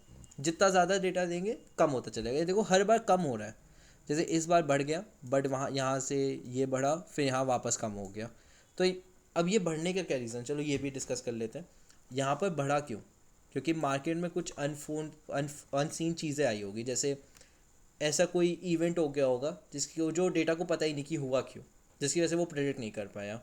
जैसे कोविड आया, तो कोविड के समय में क्या होता है कि किसी को पता ही नहीं था, मशीन लर्निंग मॉडल्स के लिए भी वो नई चीज़ थी कि ऐसा कुछ हो सकता है, ठीक है। इर्रिस्पेक्टिव अगर किसी आपने मॉडल को बता रखा है कि 2008 का क्रैश आया था तो ऐसी ऐसी चीज़ें हुई थी, अगर किसी मॉडल को आपने बताया ही नहीं कि जब क्रैश हुआ था तो मार्केट ऐसे गिरा था, तो वो 2020 का भी मार्केट प्रेडिक्ट नहीं कर सकता था कि अच्छा मार्केट गिर रहा है तो कैसा होगा। तो इसलिए वैसे इसकी भी एक्यूरेसी धीरे धीरे अभी बहुत ज़्यादा है, मतलब इसकी एक्यूरेसी का डिफ़ॉल्ट बहुत ज़्यादा है, एरर बहुत ज़्यादा है, लेकिन जैसे जैसे जितना ज़्यादा डेटा इनपुट देंगे वो कम होता चला जाएगा, ठीक है। फिर हमारा है लॉस फंक्शन प्रोवाइड्स, मतलब यहाँ पर अब थर्ड फैक्टर है लॉस फंक्शन क्या होता है? Loss function provide more than just a statistic representation of how your model is performing. वो एक सिर्फ रिप्रेजेंटेशन से ज़्यादा है, they are how your algorithm fits the data in the first place. वो बताता है कि आपका एल्गोरिथम, आपका जो डेटा है वो फर्स्ट प्लेस पे कैसे फिट होता है।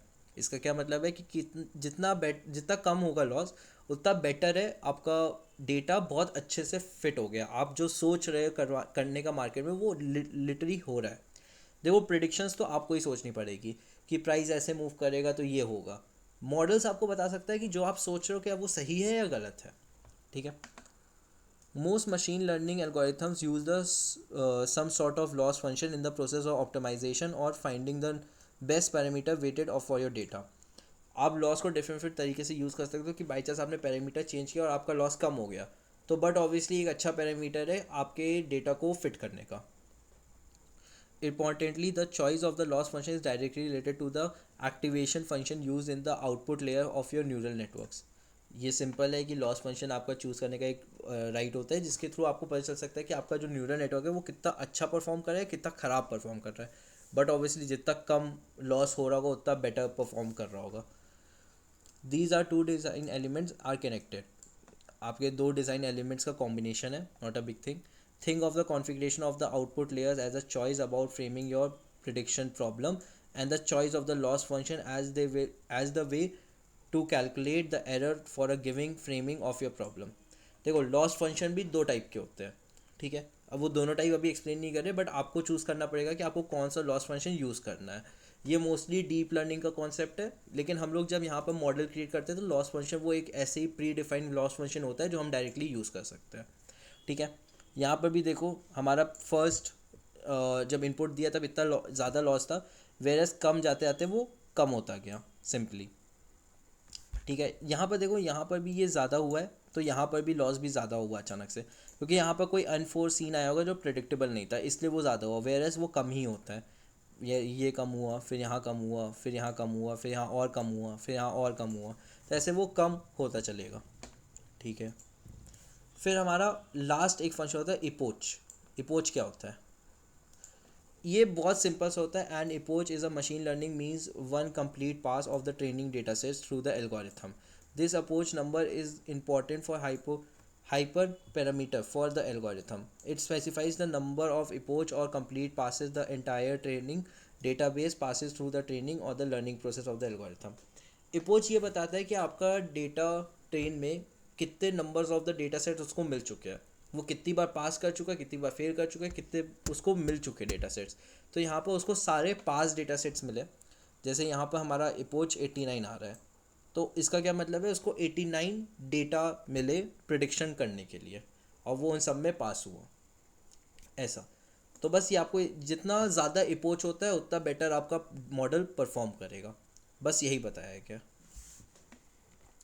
ठीक है. ये तो हो गया हमारा सिंपल जो एनालिसिस वो करके दिया उन्होंने खुद से. वेयरएज और भी टाइप के एनालिसिस हम कर सकते हैं जो हमारा इवैल्यूएट द डेटा में आएगा, ठीक है. सो इवैल्यूएटेड डेटा में सबसे पहला पॉइंट है कि फ्यूचर प्रेडिक्शंस. हम अपने डेटा को यूज़ करना चाहते हैं फ्यूचर प्रेडिक्शंस करने के लिए, ठीक है. अभी तो उसने पास्ट डेटा को ही पास्ट डेटा से एनालाइज कर लिया कि बाई चांस 3 दिन का डेटा दिया है, उसने प्रेडिक्ट किया 4 डे क्या प्राइस होगा और फिर एक्चुअल डेटा से कंपेयर कर लिया क्या 4 डे प्राइस वो होएगा या नहीं होएगा, ठीक है. अब यहाँ पर हमें फ्यूचर डेज प्रेडिक्शन यूज़ करना है. तो फ्यूचर डेज प्रेडिक्शन के लिए हमारे पास एक फॉर्मूला होता है, फॉर्मूला क्या कोड होता है, जिसमें हम लोग को मॉडल सबको पता ही है क्या यूज़ करता है. मॉडल हमारा न्यूट्रल प्रॉफिट हमने उसको दे रखा है ऊपर, ठीक है. तो मॉडल हम लोग यूज़ करेंगे model dot make future data frame. ये एक फंक्शन होता है इस लाइब्रेरी का, जिसमें हम लोग को लिखना पड़ेगा मेक फ्यूचर डेटाबेस और आगे स्टॉक्स देने पड़ेंगे डेट्स और प्राइजेस के संग, और उसके आगे हमें पीरियड्स लिखना पड़ेगा कि कितने पीरियड्स का हमें डेटा फ्रेम यूज़ करना है, ठीक है. तो इसका कोड होता है, हमने एक कोड बना लिया फ्यूचर और उसके आगे ये पूरा मॉडल दे दिया. तो हम लोग करते ज़रा, ये रहा, इसको रन कर देते हैं. रन हो गया, यहाँ टिक आ गया, कोई टेंशन नहीं है. वार्निंग तो नॉर्मल सी चीज़ है, ठीक है. यहाँ हमारा टिक आना चाहिए, मतलब कोड सही है. एक सेकेंड, ये एक्स्ट्रा आ गया, ठीक है. अब नेक्स्ट क्या है, now if we need to forecast then we need to use the model predict data. अब भाई अगर हमें अभी हमने क्या किया है, फ्यूचर के डेटा फ्रेम्स के ले लिए टाइम फ्रेम्स, ठीक है, 300 दिन आगे तक के. बट अगर हमें प्रिडिक्ट करना है तो हमें एक फंक्शन यूज़ करना पड़ेगा, प्रिडिक्ट फंक्शन. हर चीज़ का फंक्शन होता है, मैक्स का, मिन का. तो यहाँ पर क्या है, model dot predict function. Model हमारा न्यूरल नेटवर्क है, चाहे वो लिख लो चाहे प्रिडिक्ट लिख लो. तभी मैंने वहाँ पर मॉडल को न्यूरल प्रॉफिट इसलिए नाम दे दिया कि वो इजी टू यूज़ हो जाएगा, हर जगह फिर हम मॉडल मॉडल यूज़ कर पाएंगे। ठीक है, मॉडल डॉट प्रिडिक्ट डेटा, इसको कैसे यूज़ करेंगे, हम एक फोरकास्ट का नाम बनाएंगे, उसमें मॉडल डॉट प्रिडिक्ट का फ्यूचर दे देंगे। ये जो फ्यूचर है जिसमें हमने पूरा डेटा डाला फ्यूचर डेटा, तो वो हमने इसमें दे दिया, तो जिससे हमारे आगे के फ्यूचर प्रिडिक्शंस आ पाए। यहाँ पर सिर्फ डेट्स आई हैं, ये जो फ्यूचर है ना हमने रन किया है इसमें सिर्फ डेट्स आई हैं, हम डेट्स को यहाँ पर डालते ही प्रिडिक्शन चालू हो जाएगा। इसको रन कर लेते हैं फ्यूचर प्रिडिक्शन के लिए। देख रहे हो कितना इजी है prediction, machine learning is very easy अगर आपको लाइब्रेरीज पता हो, और लाइब्रेरीज क्या यूज़ करती है। तो अगर हमें इस लाइब्रेरी से प्रिडिक्शन देना है तो हमें डायरेक्टली प्रिडिक्शन एक फॉर्मूला होता है वो डायरेक्ट यूज़ करेंगे। ठीक है, forecast is equals to model dot prediction predict sorry, और ब्रैकेट में फ्यूचर लिख देंगे जो ऊपर था, और इसको रन कर देंगे। फिर से हमारा रन हो गया, कोई टेंशन नहीं। अब हमें पास डेटा प्रिडिक्शंस भी करने हैं, ये तो फ्यूचर डेटा प्रिडिक्शन हो गए, एक बार पास डेटा प्रिडिक्शन भी कर ले, जो हमारा एक्चुअल प्राइस था, मतलब जो एक्चुअल डेट्स थे उसके प्रिडिक्शंस भी कर सकते हैं हम लोग। तो उसके लिए हमें क्या लिखना पड़ेगा, सेम चीज़ है, इसमें हम लोग ने फ्यूचर डेटा दिया था जो हमने यहाँ से निकाला नया डेटा, यहाँ पर हम लोग स्टॉक्स डेटा देंगे जो हमारा ये पुराना वाला डेटा है, यहाँ पर ये जो स्टॉक्स डेटा हम लोग ने निकाला है। ठीक है, इससे हमारा पास डेटा प्रिडिक्ट हो जाएगा, और आगने वाले से हम लोग प्रिडिक्ट फ्यूचर डेटा कर सकते हैं। ठीक है, तो हम लोग दे देते हैं एक्चुअल प्रिडिक्शन।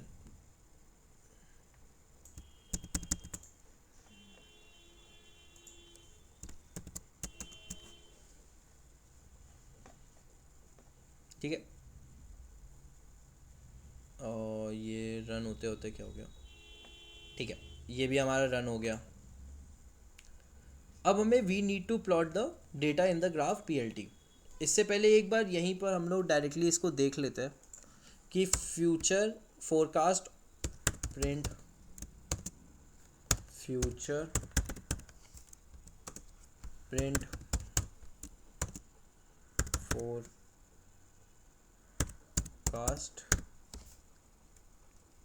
और प्रिंट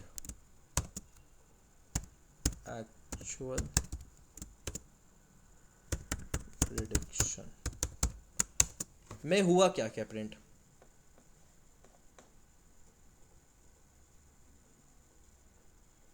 ठीक है, नीचे चलते हैं, ये रहा।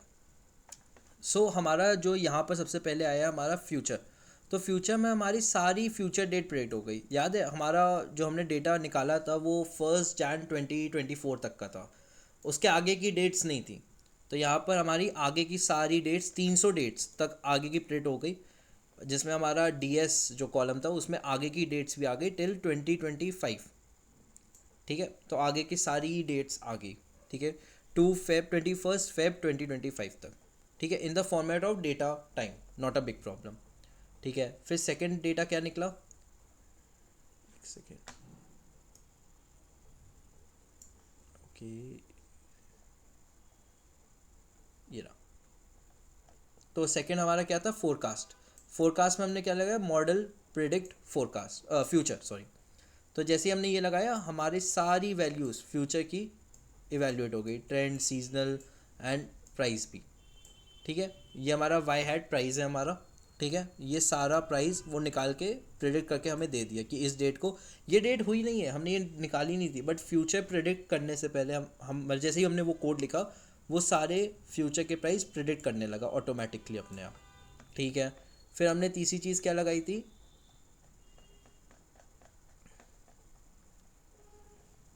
हमने लगाया एक्चुअल प्राइस प्रिडिक्शन। हमने एक्चुअल प्रिडिक्शन जो था उसमें हमने पुराना डेटा जो था उसमें भी प्रिडिक्शन किया, जिससे हमारा मॉडल और अच्छा हो जाए। तो हमने प्रिंट कर दिया एक्चुअल प्रिडिक्शन। इसको नीचे कर लेते हैं और इसको देख लेते हैं। सो हमारा एक्चुअल प्रिडिक्शन में भी आ गया कि एक्चुअल प्रिडिक्शन में जो हमारा 2015 का डेटा था 26 वाला, अगर मॉडल पे डालते तो वो 25.54 आता, क्योंकि उसमें सिर्फ एक ही चीज़ थी। वह उसके नेक्स्ट वाला जो 25.97 था, अगर मॉडल पे डालते 25.7398, देखो ज़्यादा डिफरेंस नहीं रहा। अब इसमें देखो 25.3 है, यहाँ 25.5 है, यहाँ पर 25.25 है, यहाँ पर 25.42 है। थोड़ा थोड़ा डिफरेंस है लेकिन ज़्यादा डिफरेंस नहीं है, ठीक है। वैसे ही यहाँ पर लास्ट डेटा पे जो प्रेडिक्ट किया इसने 139 और हमारा 111 प्रेडिक्ट किया, ठीक है। अब हम लोग इन सबको प्लॉट कर लेते हैं। हमने अपना फ्यूचर की डेट्स निकाल ली, उसमें फोरकास्ट निकालिए कि उन डेट्स पे क्या प्राइस रहने वाला है, और हमने एक्चुअल प्रेडिक्शन का भी फोरकास्ट पिछले वाला निकाल लिया, ठीक है। अब हम लोग को इन सबको प्लॉट में, मतलब एक ग्राफ में डेटा विजुलाइज करना है तो प्लॉट यूज़ करेंगे। उसके लिए हमने सबसे पहले प्लॉट एक्चुअल प्राइस प्रेडिक्शन को यूज़ किया। हमने सबसे पहले अपना एक्चुअल प्रेडिक्शन जो था उसको x की जगह पे, और y हैट जो हमने देखा था, y हैट जो हमारा प्रेडिक्टिव वैल्यू आया था उसको y की जगह डाल के लेबल डाल दिया। लेबल क्या होता है, वहाँ पर एक लेबल आ जाएगा कि प्रेडिक्शन एक्चुअल क्या था हमारा, सिंपली कलर हमने रेड रख दिया। नेक्स्ट चीज़ हमने प्लॉट में क्या डाली, फोरकास्ट। हमें 3 चीज़ें डालनी है, हमने एक्चुअल प्रेडिक्शन डाल दिया, अब फोरकास्ट डालेंगे। फोरकास्ट में भी सब कुछ सेम चीज़ें रहेंगी, कुछ अलग नहीं, बस फोरकास्ट का नाम बदल जाएगा। देख सकते हैं यहाँ पर एक्चुअल प्रेडिक्शन DS था, यहाँ पर फोरकास्ट DS मतलब डेट टाइम, ठीक है। और फोरकास्ट और y हैट 1 जो प्रेडिक्शन वो देता है, एंड लेबल दे दिया इसको फ्यूचर प्रेडिक्शंस क्या रहने वाले हैं, और इसको कलर दे दिया ब्लू, ठीक है। फिर हमारा नेक्स्ट क्या है कि ओरिजिनल प्राइस कहाँ मूव कर रहा था, ओरिजिनल प्राइस क्या था, उसके कंपैरिजन में हम लोग सब देखेंगे ना। तो यहाँ पर हमने एक और प्लॉट डाल दिया, ओरिजिनल प्राइस का मूवमेंट कैसे आ रहा है। ये हमारा एक्चुअल प्रेडिक्शन है, ये फोरकास्ट प्रेडिक्शन है, और ये ओरिजिनल प्राइस का डेटा कैसे मूव कर रहा है। तो यहाँ पर हमने पहले तो स्टॉक जो ओरिजिनल प्राइस था वो यूज़ किया, स्टॉक DS और स्टॉक Y। यहाँ पर हमने लेबल डाल दिया एक्चुअल, जो एक्चुअल प्राइस है, ठीक है। और कलर हमने इसको कर दिया ग्रीन, ठीक है। यहाँ रेड है, यहाँ ब्लू है, और यहाँ ग्रीन कर दिया,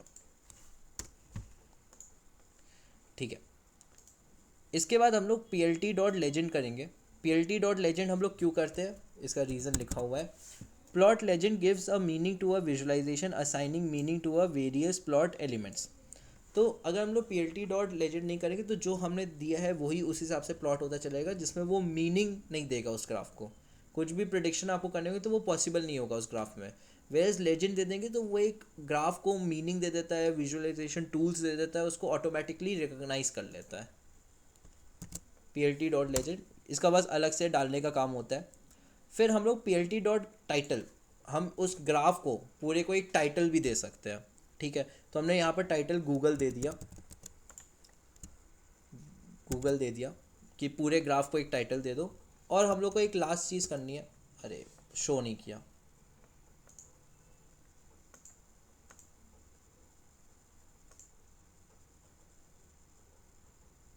ठीक है। यहाँ हम लोग PLT.show भी कर लेते हैं। अब रन करते हैं।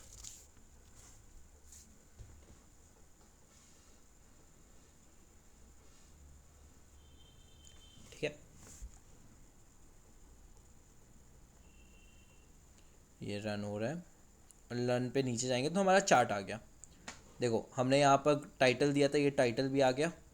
हमने यहाँ पर डेट नीचे दी थी, डेट आ गया, प्राइस आ गया। और हमने यहाँ पर 3 पैरामीटर्स दिए थे। पहला है प्राइस प्रेडिक्शन एक्चुअल, ये रेड पे है। जो हमारा एक्चुअल प्राइस प्रेडिक्शन है वो ये है, यहीं तक का। अब ये देखो आगे का प्राइस प्रेडिक्शन भी आया है जो ब्लू में है, फ्यूचर प्राइस प्रेडिक्शन, वो ऐड हो गया ऑटोमेटिकली वहीं पर। और ये हमारा एक्चुअल प्राइस है कि एक्चुअल प्राइस ऐसे मूव कर रहा था, जो हमारी प्रेडिक्शन प्राइस है वो ऐसे मूव कर रहे थे। तो इसको थोड़ा सा छोटा करते हैं।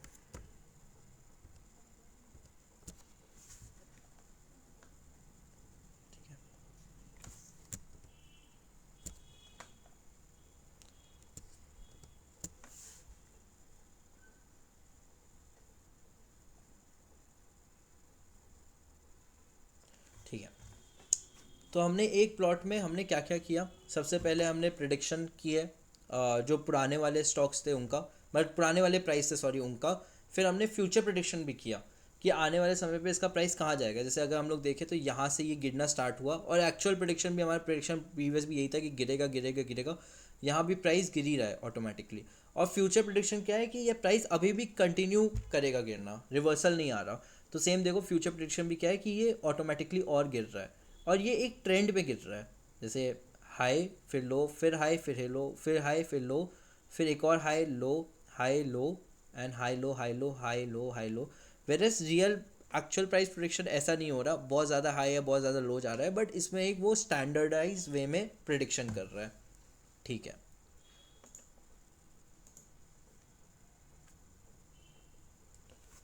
ये तो हमारा चार्ट हो गया कि हमने इसको पूरे को चार्ट में डाल दिया, फ्यूचर जो भी था उसको। बट एक कंपोनेंट होता है न्यूरल नेटवर्क्स का जो हम लोग यूज़ कर सकते हैं। Now we need to get some outcome from the model.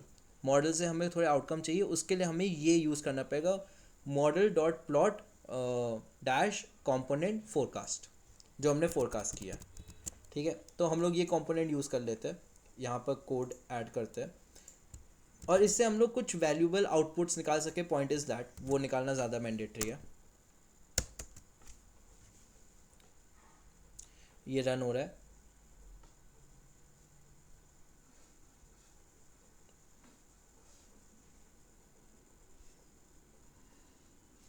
ठीक है, हमने जैसे ही कंपोनेंट्स निकाले तो हमारे पास तीन चीज़ें तो सामने सामने आ गई। पहला क्या है, ट्रेंड्स।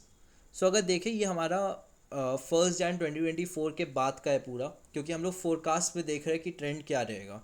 तो ट्रेंड देखें तो 1 जनवरी से लेकर 300 दिन का हमने पीरियड लिया था ना, तो आफ्टर 300 डेज तक ये डाउन ट्रेंड पे ही रहेगा इसके हिसाब से, प्रेडिक्शंस के हिसाब से मशीन लर्निंग। और अगर ईयरली सीजनैलिटी देखें तो इसमें क्या सीन है कि 1 जनवरी को ये गिरेगा, फिर वापस 12 जैसे, मतलब प्राइस प्रेडिक्शंस के हिसाब से ये जनवरी में ऐसे उठ के मार्च में टॉप पे रहता है, फिर वापस फेब में टॉप पे रहता है, फिर वापस मार्च में गिर जाता है, फिर वापस थोड़ा उठता है अप्रैल के इस समय पर, फिर वापस मार्च के इस समय तक नीचे गिर जाता है, मार्च नहीं मई है, मई के इस समय तक नीचे गिर जाता है, जून में वापस ऊपर उठता है और सबसे ज़्यादा बूम इस स्टॉक में आता है अगस्त के समय पे। अगस्त के समय पे ये ऑटोमेटिकली सबसे ज़्यादा हाई पे जाता है, फिर वापस अक्टूबर के आते आते आते ये नीचे आ जाता है, फिर थोड़ा सा बूम वापस दिसंबर की स्टार्टिंग नवंबर की एंडिंग में आता है और वेरे साल शुरू होने तक वो प्रॉपर फिर से डाउन ट्रेंड में आ जाता है। एक पूरा उसने सीजनैलिटी एनालिसिस भी कर लिया। ओवरऑल ये डाउन ट्रेंड पे है, वेरेस अगर आप थोड़ा शॉर्ट टर्म व्यू देखना चाहोगे तो ये हमारा ईयरली सीजनैलिटी पूरा एनालिसिस बता देगा। तो ट्रेंड, दो चीज़ें देखी हमने। The trend is a time series component that depicts low frequency variations after high and medium frequency oscillations, कि सबसे लोएस्ट टर्म पे ये कहाँ मूव करेगा, क्योंकि अभी पास में देखें तो ये स्टॉक बहुत ज़्यादा गिर रहा है, तो सबसे ज़्यादा लोएस्ट फ्रीक्वेंसी में भी ये गिरता ही रहेगा अगर पास्ट इवेंट्स और सारे वो सब चीज़ें हटा दी जाए।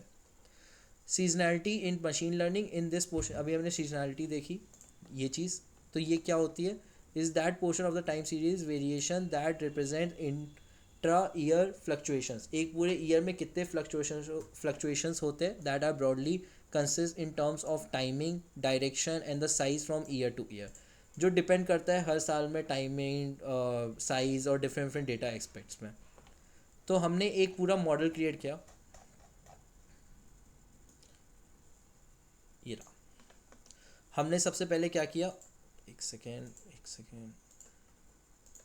यस, हमने सबसे पहले इंस्टॉल किया अपने सारे मॉड्यूल्स को जो जो हमें ज़रूरत है। हमने डेटा को निकाला याहू फाइनेंस से, फिर उसके बाद हमने मॉडल चूज़ किया कि हमें करना कौन सा है। हमने सिंपली आज हमने टाइम सीरीज़ फोरकास्ट यूज़ किया है, तो टाइम सीरीज़ एनालिसिस कह सकते हैं, जिसमें दो चीज़ें यूज़ होती है, प्राइस एंड डेट। इन दो चीज़ों के बेसिस में हम लोग आउटकम्स निकाल सकते हैं और फ्यूचर प्राइस प्रेडिक्ट कर सकते हैं। तो हमने सिंपली वो किया। उसके बाद हमने मॉडल को अपने इवैल्यूएट किया थ्रू डिफरेंट पैरामीटर्स। हमने उसको पहले प्लॉट में, चार्ट में डाला, प्रेडिक्ट किया आने वाले 300 डेज़ का डेटा, एंड फिर उसमें कंपोनेंट्स भी यूज़ करे कि क्या क्या कंपोनेंट्स यूज़ हो सकते हैं। कि हमने समझा ईयरली वो डाउन ट्रेंड पे, अप ट्रेंड में, और सीजनैलिटी में क्या हर साल वो हर महीने पे एक्चुअली में कि वो ऊपर जाता है नीचे जाता है, इस समय पे कहाँ जाता है। तो सबसे इम्पॉर्टेंट पार्ट यही है, ये जो आपने लास्ट वाला देखा, कि अगर आप किसी स्टॉक में जानना चाहते हो कि इसका ट्रेंड कहाँ जा रहा है, स्टॉक को लाओ, देखो पिछले 10 साल में कहाँ गया, अभी कहाँ चल रहा है, इसी मशीन को ट्रेन करो तो आपको पता चलेगा लॉन्ग टर्म ट्रेंड तो उसका डाउनवर्ड है, बट मैं तुम्हें ये बता सकता हूँ हर नेक्स्ट मंथ अब या नेक्स्ट 2 मंथ्स में ये ऊपर जाएगा। जैसे अभी कोई जून में बोले कि अगस्त तक ये ऊपर जाएगा, क्योंकि इसका बिहेवियर है एक स्टॉक का। हमने एक स्टॉक का बिहेवियर समझा है कि उस स्टॉक का बिहेवियर है इसका ऊपर जाना, कि भाई ये ऊपर जाएगा। हाँ, राइट। एक स्टॉक का बिहेवियर है कि वो जून जैसे ही क्रॉस करता है वो जुलाई अगस्त तक अपने हाईएस्ट पॉइंट पे आता है, तो आप उसका बिहेवियर जान सकते हो इससे। तो इसको हम लोग मशीन लर्निंग प्रेडिक्शंस कहेंगे, जो आज हमने पूरी सीखी। और क्वांटिटेटिव एनालिसिस का ये एक पार्ट होता है, एक पार्ट इन द सेंस कि आप और भी चीज़ें यूज़ कर सकते हो।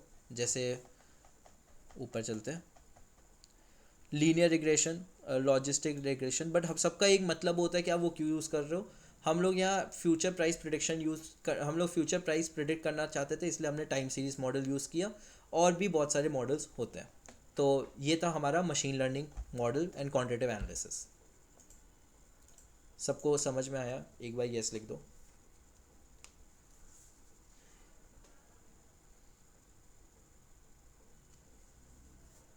श्रुति का मैसेज आया कि भैया इधर नेटवर्क इशू हो रहा है, कुछ क्लियरली समझ नहीं आ रहा। मैं आपको रिकॉर्डिंग भेज दूंगा श्रुति, नॉट अ बिग प्रॉब्लम। समझ में आया है। तो अभी अभी लाइफ में किसने अपना पहला मॉडल ट्रेन किया मेरे संग? आज तक किस किस ने कर चुके थे मॉडल ट्रेन, या आज पहली बार एक मॉडल को ट्रेन करते हुए देखा?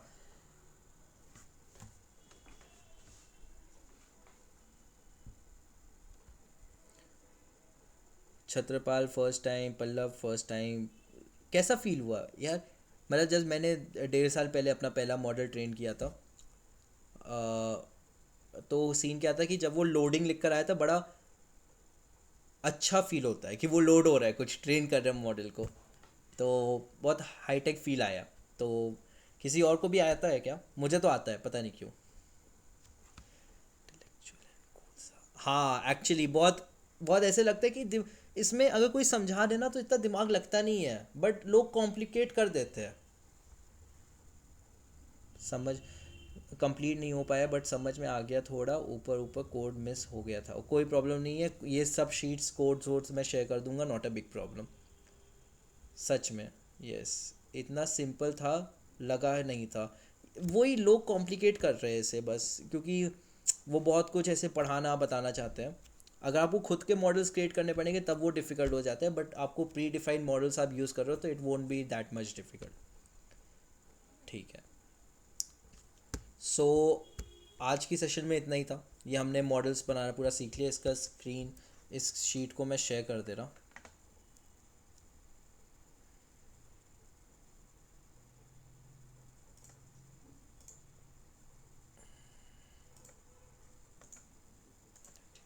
You only done.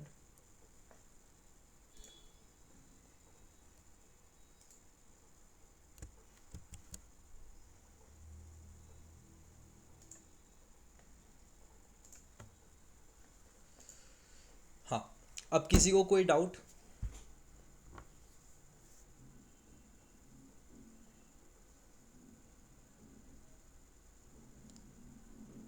सब कुछ क्लियर है तो ऑल क्लियर भी लिख सकते हैं।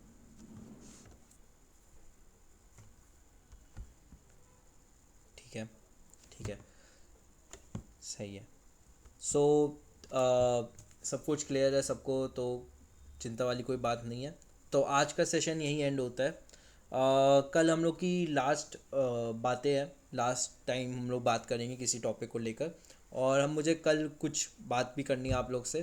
तो आज का सेशन यही एंड होता है। आज का सेशन बहुत छोटा सा था, कुछ ज़्यादा चीज़ें नहीं थी बताने के लिए, बट हाँ, कल का सेशन भी छोटा सा ही होगा, हाफ एन आवर 1 आवर का ही होगा, बट सेम टाइमिंग। मुझे आप लोग से कुछ डिस्कस करना है, आप लोग को बताना है कि अब आगे कैसे मूव फॉरवर्ड करना है चीज़ों को लेके, क्योंकि अभी बहुत लोग पूछ रहे होंगे रिज्यूमे एंड चीज़ें में क्या डालना है, कैसे डालना है, कहाँ डालना है, कुछ है हमारे पास डालने के लिए या नहीं।